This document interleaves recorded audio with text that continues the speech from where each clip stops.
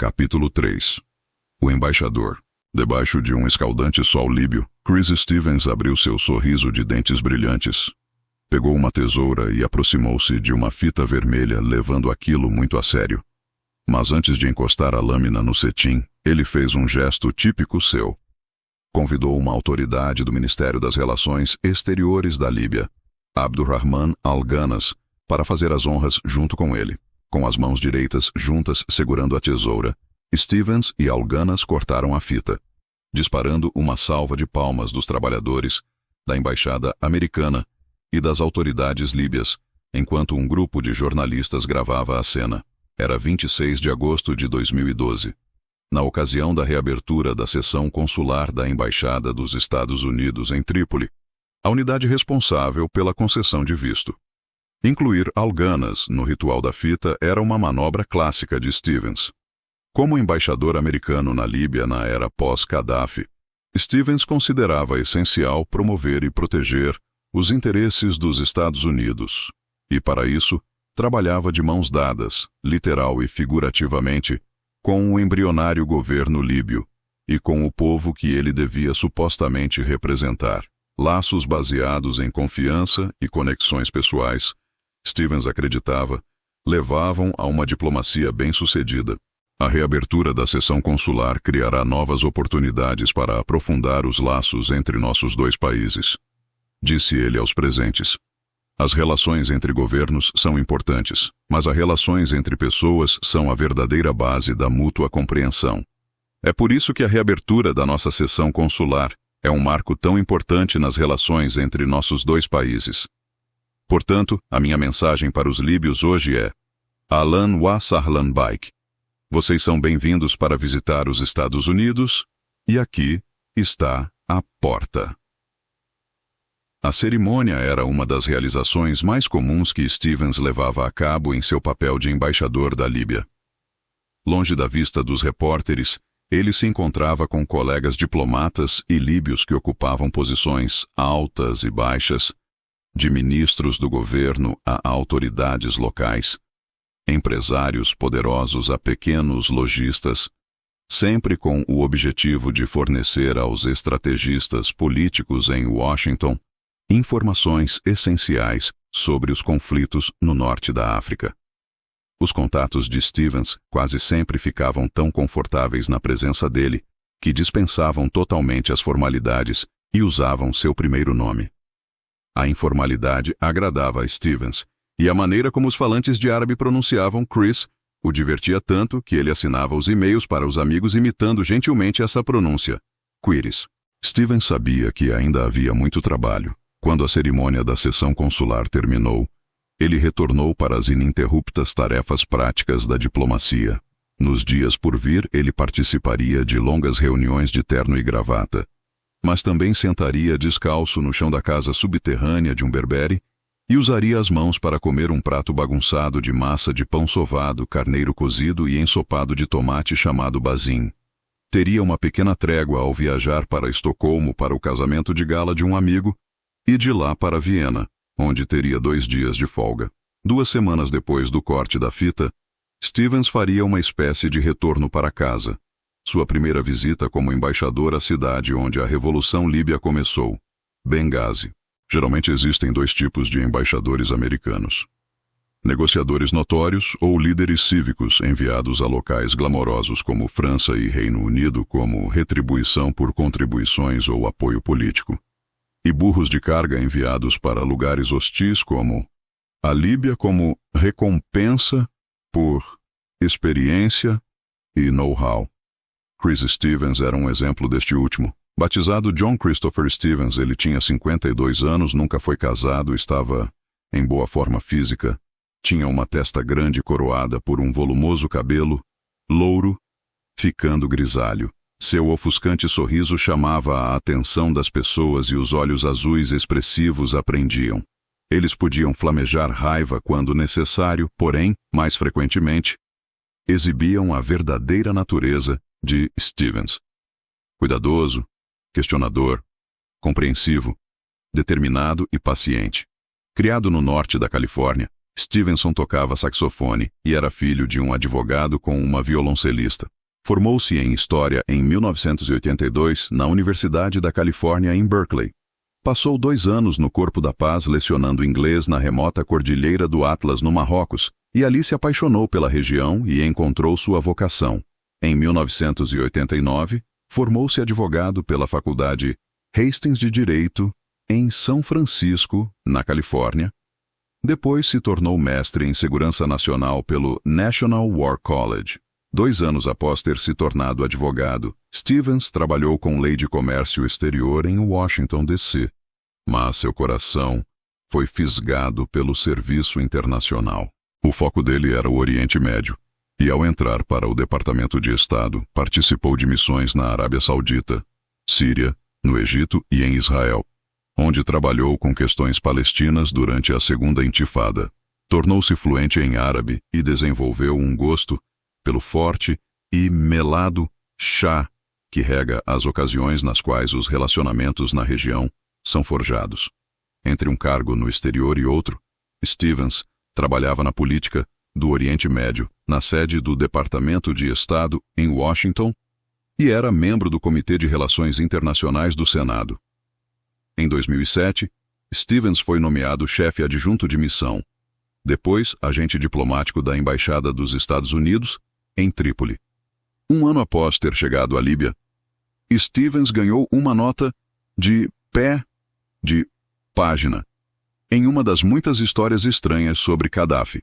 Um comunicado diplomático revelado pela Wikileaks mostrava que, em agosto de 2008, Stevens diplomaticamente alertou a secretária de Estado, Condoleezza Rice, que o líder líbio estava com seus olhos luxuriosos mirados nela.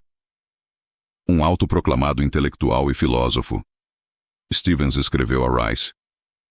Ele há vários anos aguarda ansiosamente a oportunidade de compartilhar com a senhora as opiniões que tem sobre assuntos globais. Durante a visita de Rice à Líbia em 2008, Gaddafi confessou que tinha uma queda por ela. Mais tarde ela chamou o galanteio de esquisito e um pouco assustador. Stevens retornou para Washington para chefiar a Unidade de Assuntos Multilaterais Nucleares e de Segurança do Departamento de Estado. Mas quando a Revolução Líbia começou no início de 2011, a administração de Obama queria alguém experiente para lidar com os rebeldes. Em março de 2011, Stevens tornou-se o representante especial dos Estados Unidos para a Organização Política dos Rebeldes Anti-Gaddafi, o Conselho Nacional de Transição da Líbia, TNC, sediado em Benghazi. Sem linhas aéreas comerciais, operando na zona de guerra, Stevens arranjou um navio de carga grego para transportá-lo até Benghazi, junto com mais 10 agentes da DS e um adido político. O porão do navio estava repleto de veículos blindados, equipamento de segurança e suprimentos necessários para criar uma estação diplomática temporária. Eles chegaram no dia 5 de abril de 2011, passaram uma noite a bordo do navio. Depois se estabeleceram em quartos no Hotel Tibesti, no centro da cidade.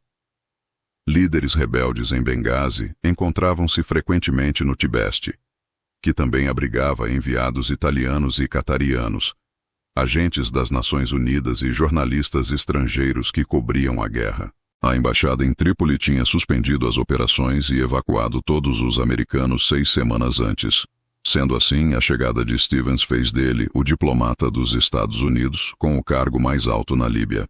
Ele e o agente político Nathan Tech marcaram imediatamente uma série interminável de reuniões com os oficiais da TNC e com líderes civis e empresariais para fornecer aos estrategistas políticos informações sobre a revolta e para, com a expectativa de que haveria uma Líbia pós-Gaddafi, desenvolver relacionamentos. Como Stevens disse em um artigo publicado em uma revista do Departamento de Estado, de dezembro de 2011, eles também conseguiram auxílio não letal para o TNC e criaram um programa, em cooperação com o Conselho Rebelde, para reunir mísseis antiaéreos chamados MANPADS. No dia 1º de junho de 2011, uma explosão no estacionamento do Hotel Tibesti destruiu 2 carros e estourou janelas a centenas de metros. Um porta-voz rebelde descreveu aquilo como uma tentativa dos legalistas de Gaddafi de mostrar que ainda podiam atacar à vontade. Logo em seguida, a equipe de segurança de Stevens entendeu o que os agentes dos Estados Unidos descreveram como uma ameaça plausível contra a missão do enviado especial, e correram para encontrar outro local para ficarem. No dia 21 de junho de 2011, Stevens e sua equipe se mudaram para um refúgio onde havia goiabeiras florescendo e palmeiras, grandes faixas de gramados verde esmeralda, fileiras de videiras apinhadas de uvas roxas e flores abundantes. Localizado em Feuillade Ocidental, à frente da propriedade tinha uma rua de cascalho. O muro de trás fazia fronteira com a Fourth Ring Road. Entre seus convenientes encantos, a propriedade ficava em frente a um sofisticado restaurante chamado Venésia, famoso entre os líbios abastados e os corpos diplomáticos multinacionais. Durante o verão, aquele local, que já havia sido um complexo privado, foi reformado para melhorar a segurança. Em agosto de 2011, foi intitulado Complexo da Missão Especial, em Benghazi. O complexo tinha aproximadamente 3 verdejantes hectares, algo na propriedade que agradava os funcionários da segurança diplomática era que os prédios principais ficavam bem distantes dos muros que a rodeavam, o que protegia os habitantes dos carros-bomba.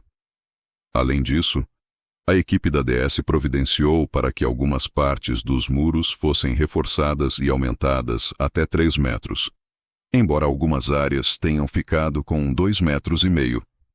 Rolos de arame farpado cobriam praticamente toda a extensão superior do muro, dentro e fora dos 3 portões da propriedade. Barreiras New Jersey de concreto foram dispostas em zigue-zague para impedir que caminhonetes ou carros-bomba abrissem caminho para o complexo. Cancelas de aço foram instaladas para controlar a entrada de veículos na propriedade, o que acontecia primordialmente por um imponente portão principal cheio de barras pontiagudas na parte superior, que ficava no muro norte e era chamado de Portão C1. Ao lado desse portão principal para a entrada de veículos havia um portão estreito para pedestres. Um portão secundário afastado à direta no mesmo muro era chamado de B1, ou Portão Bravo. O terceiro portão de acesso ao complexo, no muro oposto ao portão principal, era chamado de Portão C3 e ficava de frente para a Fourth Ring Road. Outras melhorias de segurança providenciadas na propriedade foram fortificações com sacos de areia, iluminação de alta intensidade, dispositivos de detecção de explosivos, sistema de notificação de defesa interna, conhecido como alarme deitar e proteger, para o caso de o complexo sofrer um ataque. Todos os prédios foram reforçados com medidas de segurança, começando pela maior construção da propriedade. Um imóvel amarelo de 2 andares construído de concreto conhecido como Casarão C.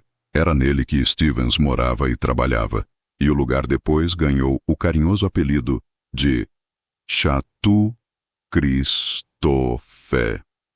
Parte do Casarão C, na área em que havia vários quartos, foi transformada em zona de segurança, com grades de metal nas janelas. Na entrada para a zona de segurança havia um pesado portão de metal com tranca dupla, parecido com uma cela de prisão. As portas de madeira exteriores foram reforçadas com aço. Como proteção complementar, a zona de segurança continha um quarto do pânico construído como o último refúgio, basicamente uma sala sem janela que continha água, suprimentos médicos e outros artigos de primeira necessidade. O prédio B, uma segunda edificação que ficava no lado direito do complexo, era conhecido também como cantina e possuía quartos e uma área em que eram servidas as refeições. Ao lado da cantina havia um terceiro prédio, o Centro de Operações Táticas, conhecido como TOC, que servia de Departamento de Segurança e Comunicação dos agentes da DS alocados no complexo. O quarto e último prédio na propriedade era uma casa de hóspedes ao lado do portão da frente que fora transformada em alojamento. Ela normalmente abrigava 4 guardas de segurança líbios armados, todos membros da milícia 17 de fevereiro. Juntamente com os milicianos havia outros guardas da região, desarmados, que eram empregados por meio de um contrato com uma empresa de segurança britânica chamada Blue Mountain Libya. Para as pessoas que não têm experiência em segurança, as precauções provavelmente pareceram impressionantes, mas no reino da proteção diplomática moderna, o complexo da missão especial em Benghazi era apenas modestamente seguro. Alguns até diriam inseguro, dada a história recente e em relação a outros postos avançados diplomáticos dos Estados Unidos em lugares hostis. Após os bombardeios de 1983 na Embaixada Americana e no alojamento dos fuzileiros navais em Beirute, e dos bombardeios de 1998 nas embaixadas dos Estados Unidos em Nairobi e Dar es Salaam, o Congresso decidiu fortalecer os padrões de segurança em embaixadas e consulados. As construções tinham que ser projetadas para resistir a granadas lançadas por foguetes, e as propriedades precisavam ter medidas dissuasivas para evitar que forças hostis entrassem em massa. As construções tinham ainda que ser resistentes ao fogo. Mas o complexo da missão especial em Benghazi nunca foi uma embaixada ou um consulado. Arrendado a um custo de aproximadamente $500 mil por ano, ele era oficialmente apenas um posto avançado residencial temporário para enviados americanos e seus protetores da ADS. Os rigorosíssimos padrões de segurança impostos pelo Congresso não se aplicavam a ele, então as fortificações no complexo ficavam sujeitas basicamente a juízos de valor. Em retrospecto, percebe-se que esses juízos de valor eram inadequadíssimos. Uma análise crítica do governo feita em dezembro de 2012 concluiu que o complexo possuía um perímetro frágil e muito extenso, uma cerca interna incompleta, nenhuma armadilha e portões de entrada e portas sem reforço. Benghazi também era muitíssimo mal abastecida de armas, munição, armas não letais e equipamento de segurança contra incêndio, inclusive máscaras de fuga. Menos de 6 meses depois de Stevens e sua equipe terem se mudado para o complexo, Gaddafi tinha morrido, e a embaixada dos Estados Unidos em Trípoli tinha sido restabelecida sob a chefia do embaixador Jenny Kretz. Stevens voltou para Washington e o posto de enviado especial ficou desocupado. Em dezembro de 2011, um mês depois de Stevens ir embora de Benghazi, um memorando circulou pelo Departamento de Estado argumentando em favor da presença contínua dos Estados Unidos em Benghazi. Uma razão para se manter o complexo, alegava o memorando, era assegurar aos habitantes do leste da Líbia que os Estados Unidos iriam contestar se o novo governo sediado em Trípoli os negligenciasse ou os maltratasse como fizera Gaddafi.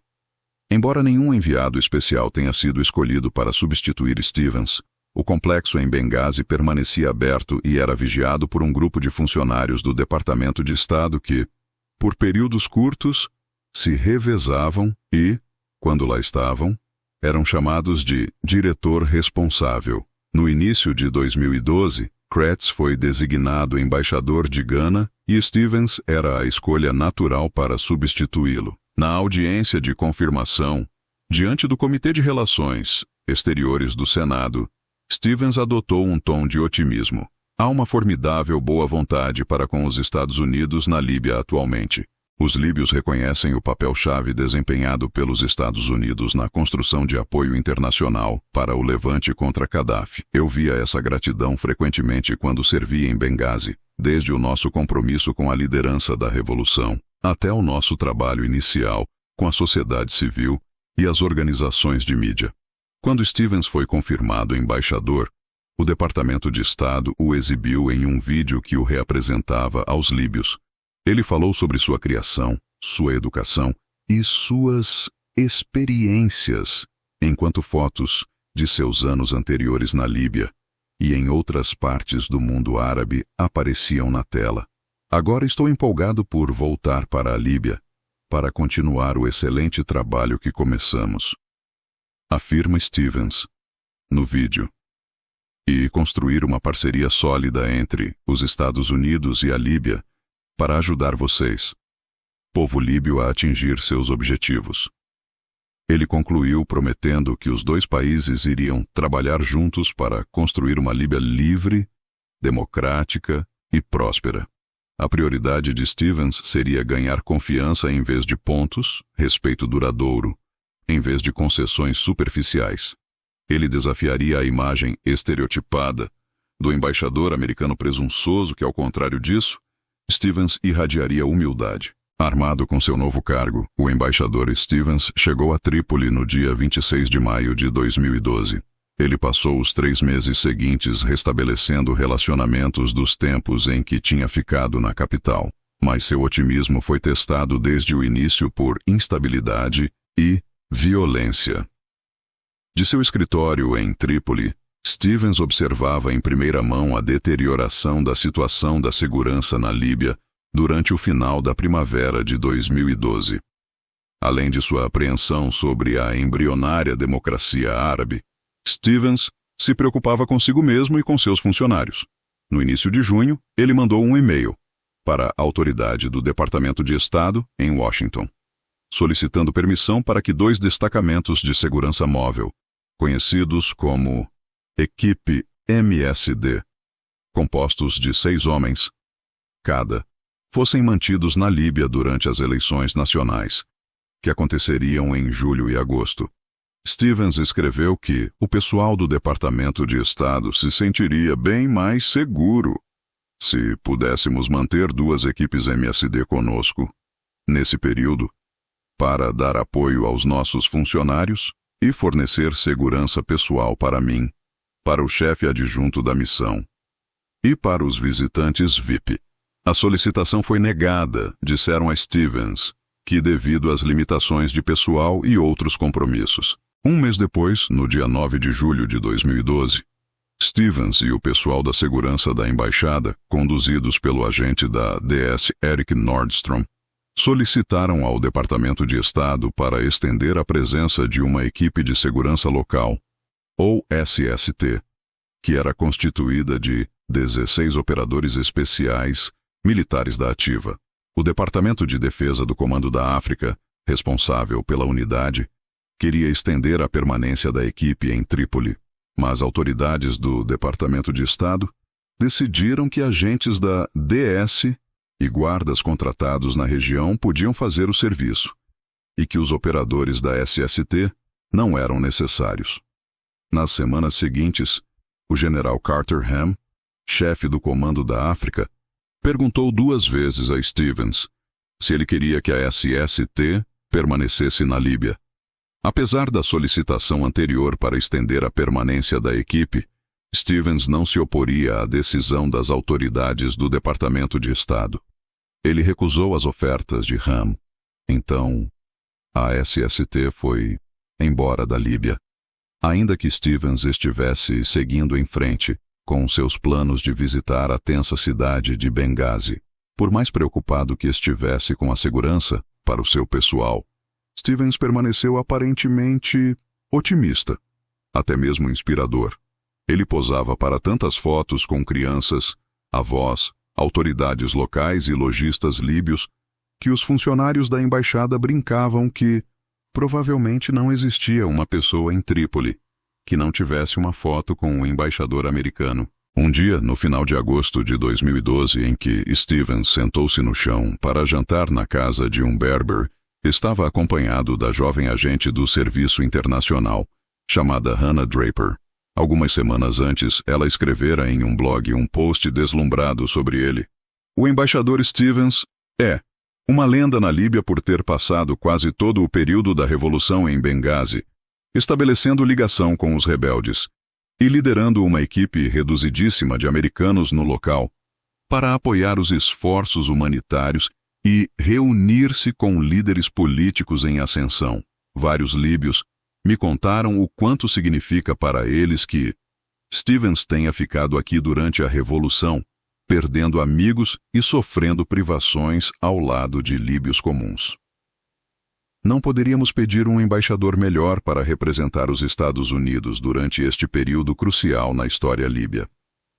Ainda que Draper soasse como uma subordinada intimidada, a postagem em seu blog refletia uma crença muito ampla entre diplomatas e autoridades na Líbia. E em Washington, Chris Stevens tinha a inteligência e a coragem, que fazia dele o homem certo para aquele trabalho monumental. Um trabalho também perigoso. 2 dias antes de Stevens e Draper comerem o bazin, o Departamento de Estado emitiu um alerta de viagem à Líbia com um tom bem áspero, advertindo que a violência política na forma de assassinatos e veículos-bomba aumentou tanto em Benghazi quanto em Trípoli. O conflito entre milícias pode eclodir a qualquer momento e em qualquer lugar do país. Ainda assim, Stevens se recusava a abandonar seu otimismo. A atmosfera como um todo mudou para melhor. Escreveu ele em um e-mail para amigos e a família no verão de 2012. As pessoas sorriem mais e estão muito mais abertas aos estrangeiros. Americanos, franceses e britânicos estão gozando de uma atípica popularidade. Vamos desejar que isso dure. Pelo menos essa era a visão dele de Trípoli. Quando Stevens chegou a Benghazi no dia 10 de setembro de 2012, mais de 9 movimentados meses tinham se passado desde a última vez em que colocara os pés na cidade.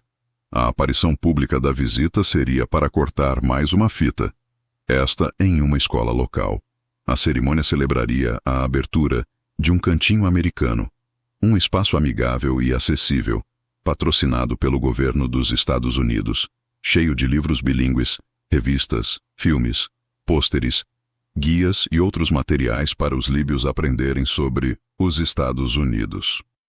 O homem líbio que administrava a escola tinha resgatado um piloto de combate americano que se ejetara de seu avião F-15, abatido durante a Revolução de 2011.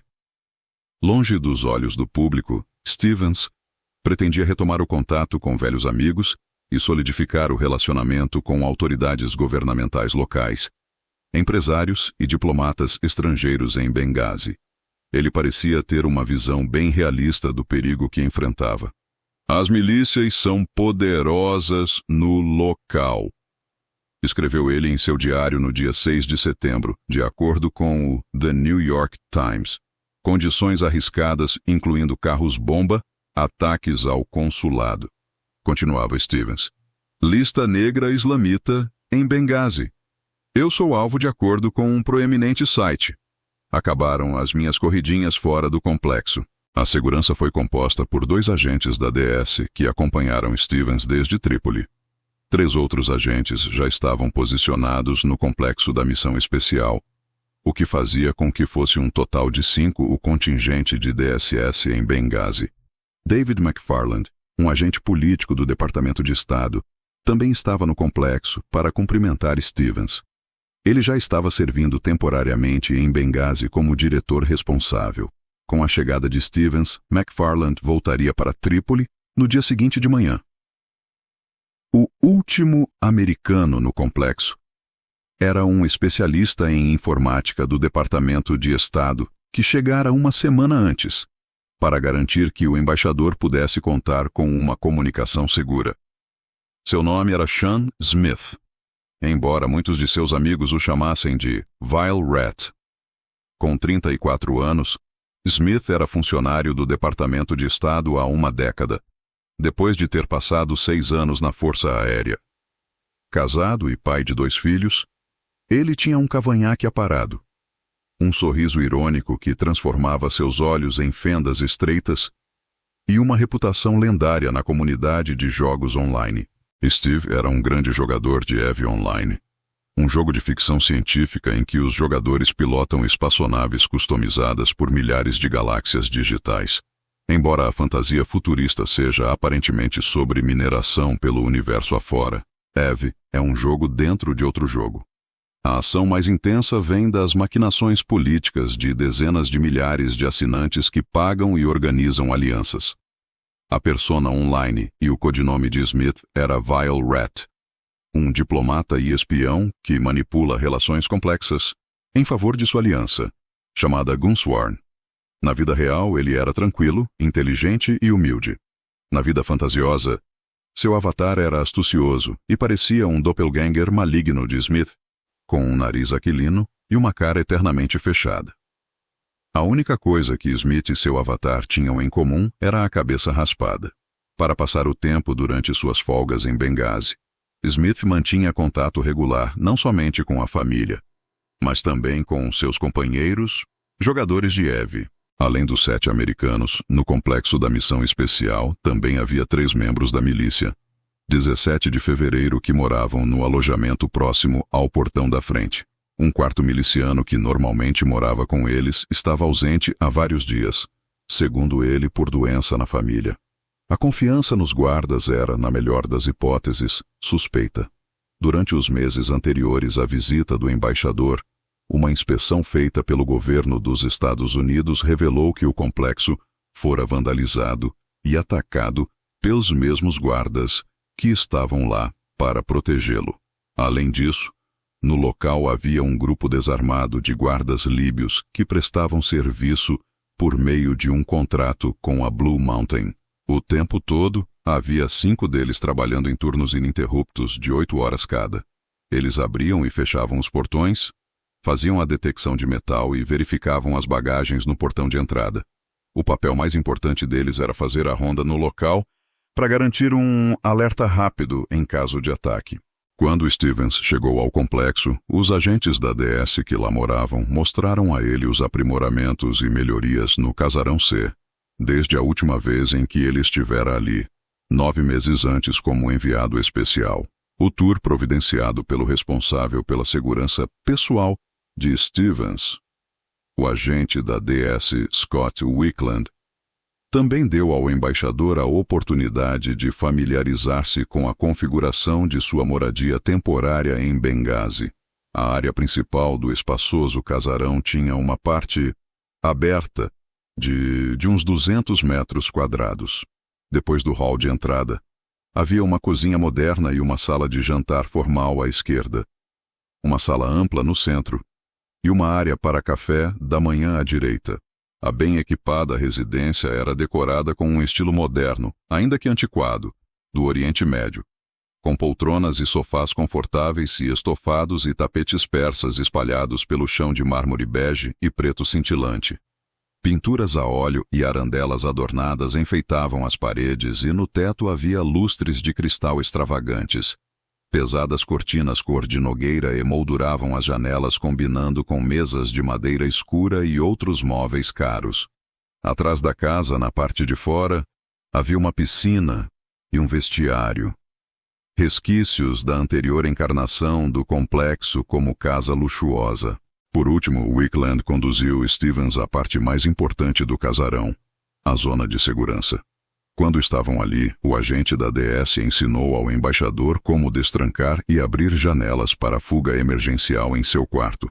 Em seguida, os agentes da DS levaram Stevens de carro até o anexo da CIA, que ficava bem perto, onde todos da propriedade estavam agrupados na sala do prédio D para conhecerem o embaixador. Stevens fez um discurso padrão sobre o status político e de segurança na Líbia, o progresso que estava sendo feito e os desafios por vir. Jack e alguns outros operadores da GRS cumprimentaram o embaixador e pararam de prestar atenção. Eles o acharam afável e acessível, mais amigável que muitos dos diplomatas formais do governo com quem já tinham se encontrado. Contudo, não precisavam ficar escutando conversas sobre o quanto Benghazi estava instável e o quanto a situação melhoraria no final. Quando a reunião terminou, Stevens e o agente da DS retornaram para o complexo diplomático.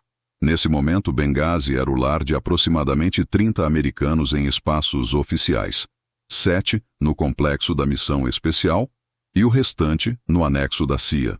Naquela noite, a programação de Stevens era se encontrar com o prefeito de Benghazi e a Câmara Municipal no Hotel El Fadel. A reunião era para ser privada. Mas membros da Câmara Municipal estavam tão empolgados com a presença de Stevens que alertaram repórteres locais. Isso multiplicou exponencialmente a ameaça à segurança. Um dos agentes da DS que protegia Stevens pediu reforço ao anexo e disse aos operadores que a DS não tinha agentes suficientes para proteger Stevens em um evento público tão importante. A necessidade de segurança adicional dos operadores do anexo era especialmente crítica. Na época da visita de Stevens, os milicianos da 17 de fevereiro estavam preparando uma paralisação. Estavam insatisfeitos e tinham se recusado a acompanhar os movimentos do veículo do diplomata americano pela cidade para protestar contra baixos salários e expedientes muito longos. Mesmo assim, autoridades dos Estados Unidos ainda consideravam oficialmente que a Brigada dos Mártires de 17 de fevereiro era a força de reação rápida no caso de um ataque ao complexo. Um memorando com data do dia anterior à chegada do embaixador a Benghazi delineava o acordo entre o posto diplomático dos Estados Unidos e a milícia, no caso de um ataque ao complexo da missão dos Estados Unidos. De acordo com o documento obtido depois pelo The Washington Post, os americanos demandarão apoio adicional à Brigada dos Mártires de 17 de fevereiro. O documento informava que os milicianos receberiam o equivalente líbio a aproximadamente $28 por dia, e os combatentes da milícia providenciariam suas próprias armas e munição, com os milicianos recusando-se a proteger o embaixador quando ele se movimentava. Por Benghazi, Ronnie e Jack se voluntariaram para acompanhar Stevens na reunião do dia 10 de setembro no hotel. A única condição deles era que agiriam como uma unidade de segurança secreta, longe dos olhares dos repórteres e das câmeras. Mesmo que não fossem identificados como operadores contratados da CIA, uma foto deles em um jornal local poderia muito bem aumentar as chances de se tornarem alvos depois. Ocorreu a Jack que se os simpatizantes da Al-Qaeda ou uma milícia radical islamista quisesse matar o embaixador, nem ele nem Ron fariam muita diferença. Não haveria um tiroteio, Jack pensou, mas uma explosão gigantesca que destruiria o Hotel El Fadil e tudo o mais, num raio de meio quarteirão. Mas os temores de Jack não se confirmaram e o evento ocorreu tranquilamente. Em seguida, Stevens jantou com um proeminente hoteleiro e empresário do ramo de alimentos e bebidas, chamado Adel Jalou. Depois, o embaixador e seus protetores retornaram em segurança para seus respectivos aposentos, no complexo e no anexo. Antes de dormir, Stevens fez algumas anotações em seu diário e fragmentos foram publicados mais tarde no site sofrep.com. Com seu garrancho de canhoto, Stevens escreveu: "De volta a Benghazi depois de 9 meses. É uma sensação grandiosa, dadas todas as lembranças." Sobre as autoridades com quem se encontrou no El Fadel, Stevens escreveu: "Eles são um grupo de profissionais impressionante e sincero, orgulhosos de seu serviço nos comitês, todos trabalhando como voluntários. Houve um pouco de acidez sobre o porquê de tanta demora para voltar a Benghazi e sobre embaixadores que vinham para conversar, mas não faziam nada posteriormente. Mas, no geral, foi uma boa reunião." Stevens notou uma troca de palavras acaloradas entre seu convidado para jantar, Adel Jalou, e o tradutor e amigo do embaixador, Boubacar Habib, diretor do Centro de Conhecimento de Língua Inglesa. O tema da discussão foi a Irmandade Muçulmana, a organização política determinada a ver os Estados Árabes governados pela rígida lei islâmica, ou Sharia. Stevens não falou em seu diário qual foi o seu posicionamento no debate durante o jantar. Mais tarde naquela mesma noite, 10 de setembro de 2012, Jack e Ronnie sentaram-se juntos na sala de estar do prédio D, no anexo, para assistir ao filme 300, que exibia aquele monte de sandálias e lanças na tela de uma TV enorme. Os operadores da GRS gostavam de ficar revendo a história empapada de sangue do destemido rei Leônidas. E aquela pequenina força de soldados espartanos, excedidos pelo exército persa numa proporção de 10.000 por 1, em Termópilas. Em 480 a.C., Jack notou a modelada barba ostentada pelo ator Gerard Butler, que fez o papel do rei guerreiro, bem aparada nas laterais, comprida e cheia no queixo. Ele olhou para Rony, depois para a tela e para Rony novamente. Você está tentando deixar a barba igual à do 300, não está? Perguntou Jack. Rony manteve os olhos na tela e deu um largo sorriso. Tô.